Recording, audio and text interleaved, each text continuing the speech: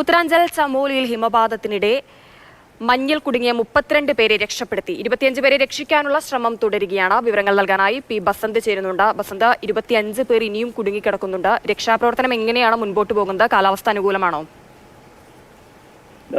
32 പേരെയാണ് ഇതുവരെ രക്ഷപ്പെടുത്തിയിട്ടുള്ളത്. 25 പേർക്ക് വേണ്ടി കൂടി തെരച്ചിൽ ഇപ്പോൾ നടത്തുന്നുണ്ട്. അതോടൊപ്പം തന്നെ ITBPയുടെയും NDRFിന്റെയും കൂടുതൽ സേനകളെയും അവിടെ വിന്യസിച്ചിട്ടുണ്ട്.